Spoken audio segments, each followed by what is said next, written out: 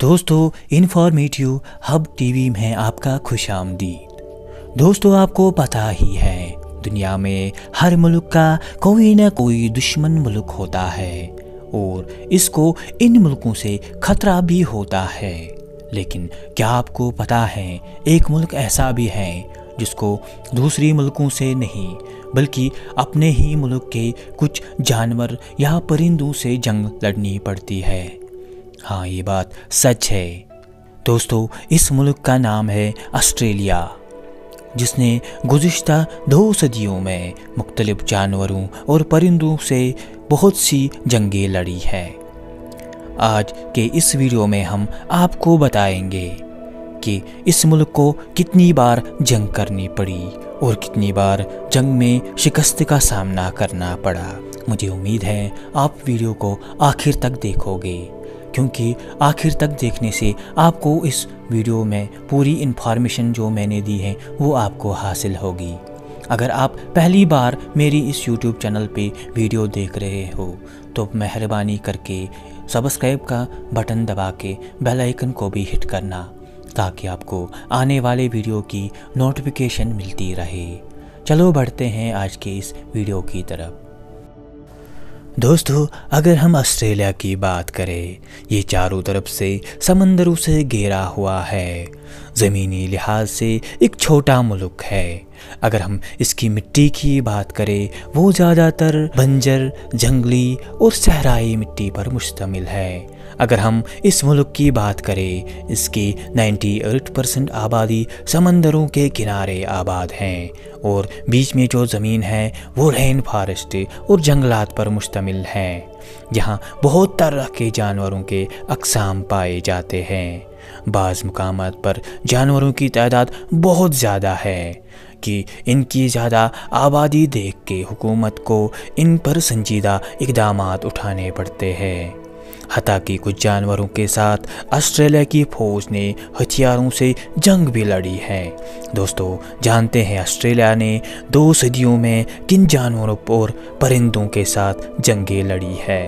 دوستو، آسٹریلیا کا درمیانی حصہ بنجر اور جنگلات پر مشتمل ہے، اس لیے وہاں پر نہ صرف جنگلی جانور پائے جاتے ہیں بلکہ بہت زیادہ تعداد میں پالتو جانور بھی پائے جاتے ہیں۔ ایک اندازے کے مطابق بھیڑوں کی تعداد وہاں رہنے والے انسانوں سے کہیں زیادہ ہے۔ اس وقت آسٹریلیا میں 6 کروڑ سے زیادہ بھیڑیں پائے جاتے ہیں۔ اس کے علاوہ 19ویں صدی میں خرگوشوں کی تعداد اتنی زیادہ ہو گئی تھی کہ ان کے روک تھام کے لیے بہت سے اقدامات کرنے پڑے۔ آخرکار 1818 میں جنوب مشرق کی طرف ایک باڑ تعمیر کی گئی۔ شروع میں یہ باڑ کم ہی علاقوں میں محدود تھی، لیکن 20ویں صدی میں لوگوں کو ایک اور مسئلے کا سامنا ہوا۔ وہ مسئلہ یہ تھا کہ ڈینگو نامی ایک جنگلی کتے مقامی لوگوں کے بھیڑ بکریوں کو چیر پھاڑ ڈالتے تھے۔ اس وجہ سے 20ویں صدی میں اس باڑ میں اور اضافہ کیا گیا۔ دوستو، اس باڑ کی حفاظت کے لیے آسٹریلیا کی حکومت نے باقاعدہ عملہ تعینات کر رکھا ہے، لیکن اس کے باوجود اونٹ اور کنگرو جیسے بڑے جانور اس کو نقصان پہنچاتے ہیں۔ اس لیے آج بھی یہ جنگلی کتے سالانہ سینکڑوں بھیڑ بکریوں کو شکار کر لیتے ہیں۔ دوستو، اس باڑ کی وجہ سے فائدہ تو ہوا ہے، لیکن اس سے نیچرل ایکو سسٹم بگڑ گیا ہے۔ اس لیے کچھ ماہرین اس باڑ کو ختم کرنے کی تجاویز بھی دے رہے ہیں۔ دوستو، پہلے جنگ عظیم کے خاتمے کے بعد آسٹریلیا کے حکومت نے بہت سے سابقہ فوجی اور ماہرین کو مغربی آسٹریلیا کے کچھ پسماندہ علاقے دے دیے تاکہ وہ ان زمینوں پر گندم کی کاشت کرے اور بھیڑ پال کر ان کو آباد کرے۔ 1929 حکومت کی طرف سے ان کے اقدامات کو سراہا گیا اور گندم کی اور کاشت کے لیے ان کی حوصلہ افزائی کی گئی، لیکن اگلے چند سال یہ فوجی اور کسان حکومت کے دیے گئے ہدف کو پورا نہیں کر پائے، اور اس کی وجہ وہاں پر آ جانے والے سینکڑوں ایموس تھے۔ یہ ان فصلوں کو تباہ کرتے تھے۔ دوستو، شروع میں ان کی تعداد 100 ہی تھی، لیکن 1932 تک ان کی آبادی 20,000 تک پہنچ گئی تھی۔ آخر کار ان کی آبادی آسٹریلیا کے بہت بڑے حصے تک پھیل گئی تھی، اور ان کے سامنے جو بھی فصل آتی تھی اس کا صفایا کرتے تھے۔ 1932 کے آخری مہینوں میں فصلوں کی حالات اتنی خراب ہو گئی کہ لاچار آسٹریلیا کی حکومت کو ان کے خلاف ایک ملٹری آپریشن کی تجویز پیش کرنی پڑی، جس کو ایموس وار کہا جاتا ہے۔ اس جنگ کا آغاز 2 نومبر 1932 میں کیا گیا۔ اس مشن کے لیے 3 ملٹری آفیسر کو چنا گیا۔ پہلے چند دنوں میں یہ فوجی ان کو مارنے میں کامیاب نہ ہوئے۔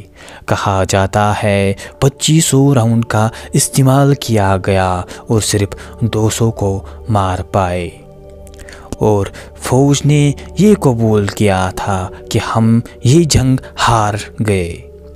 آخر کار ناکامی کے بعد بھی آسٹریلیا کی حکومت نے ہمت نہ ہاری۔ انہوں نے فوج کے کمانڈروں سے کہا کسانوں کو بندوق فراہم کیے جائے تو شاید یہ ان کا خود مقابلہ کر پائے۔ آخر کار 1934 میں کسانوں کو بندوق دے دی گئی، اور اس کا نتیجہ اچھا نکلا، لیکن اتنا بھی نہیں جتنا کا آسٹریلیا کا حکومت سوچ رہی تھی۔ لیکن اگر آج بھی دیکھیں، اس کے باوجود بھی ان کی تعداد آج بھی 6 سے 7 لاکھ تک ہے، مطلب کہ آسٹریلیا کی حکومت ان سے جنگ ہار گئی۔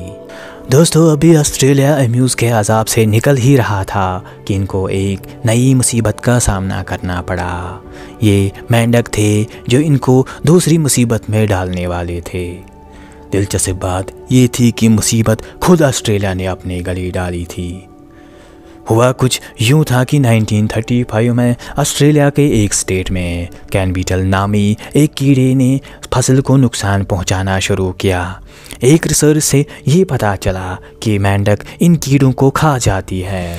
حکومت نے امریکہ سے 102 مینڈک منگوائی اور ان کو وہاں چھوڑ دیا، اور کچھ دنوں بعد حکومت کو لگا یہ تجربہ ناکام ہے۔ اگر اس کیڑے کی بات کریں، یہ فصل کے اوپر والے حصے کو نقصان کرتی ہے اور مینڈک فصل کے نیچے ہی رہتی ہے۔ اور یہ بھی پتہ چلا کہ مینڈک آبادی بڑھانے میں بہت زیادہ تیز ہے۔ کہا جاتا ہے مینڈک ایک وقت میں 30 سے 40 ہزار تک انڈے دے دیتی تھی۔ اس کا مطلب صاف تھا جو مینڈک انہوں نے لائی تھی وہ ان کے لیے مصیبت بننے والی تھی۔ دوستو، کچھ ہی عرصہ میں ان کی تعداد بہت بڑھ گئی اور یہ لاکھوں کی تعداد میں بڑھنے لگے۔ آخر کار 2009 میں دیکھا گیا ان کا جو پاپولیشن ہے وہ 2000 اسکوائر کلومیٹر تک پھیل چکی تھی۔ حالیہ سروے کے مطابق ان کی تعداد 200 ملین تک پہنچ گئی ہے۔ ان کے خاتمے کے لیے حکومت بہت سارے اقدامات اٹھاتے ہیں، لیکن ناکامی ہی ملتی ہے۔ دوستو، اب تک ان پر 2 کروڑ جو آسٹریلوی ڈالر ہے صرف کر چکے ہیں، لیکن پھر بھی ناکامی حاصل ہوتی ہے۔ دوستو، اس کے علاوہ آسٹریلیا کی جنگ جنگلی خرگوشوں سے بھی ہوئی۔ دلچسپ بات یہ ہے کہ یہ بھی ان کے مقامی جانور نہ تھے۔ ہوا کچھ یوں کہ 1959 میں کچھ برطانیہ کے کچھ باشندوں نے 13 خرگوشوں کو اپنے ساتھ لایا اور یہاں چھوڑ دیا۔ بدقسمتی سے وہ ان کا شکار نہ کر سکے اور ان خرگوشوں نے اپنی نسل بڑھانا شروع کی، اور دیکھتے ہی دیکھتے یہ بہت سارے آسٹریلیا کے حصے میں پھیل گئے، اور دیکھتے ہی دیکھتے ان کی تعداد لاکھوں میں پہنچ گئی۔ آخرکار فصلوں کے نقصان کو کم کرنے کے لیے انہوں نے باڑ تعمیر کی، مگر اس کا کچھ زیادہ فرق نہ ہوا۔ پھر 20ویں صدی میں حکومت نے ان کو مارنے کا حکم دیا، لیکن اس سے بھی کچھ زیادہ فرق نہ ہوا۔ آخرکار کچھ زہر بھی متعارف کیے، اس سے بھی کچھ زیادہ اثر نہیں ہوا۔ آخرکار 1950 میں ان کے اوپر ایک وائرس ڈالا گیا جس سے ان کا خاتمہ ہوا، لیکن کچھ عرصے سے ان پہ وہ وائرس بھی کام نہیں کر رہا ہے، کیونکہ دیکھا گیا جتنے بھی تھوڑا سا ان کا آبادی بچ چکا تھا وہ بہت تیزی سے اب بڑھ رہی ہے، تو اگر دیکھا جائے تو وہ بھی ان کے لیے بہت ہی زیادہ خطرناک ہے۔ مجھے امید ہے آپ کو آج کے ویڈیو میں کافی انفارمیشن ملی ہوگی۔ اگر آپ کو ویڈیو پسند آیا ہوگا لائک کرنا اور شیئر کرنا، اور اگر آپ میری ویڈیو کو پہلی بار یوٹیوب پہ دیکھ رہے ہیں تو اگر آپ نے میری یوٹیوب چینل کو سبسکرائب نہیں کیا ہے سبسکرائب کر کے بیل آئیکن کو بھی ہٹ کرنا، تاکہ آپ کو آنے والے ویڈیو کی نوٹیفیکیشن ملتی رہے۔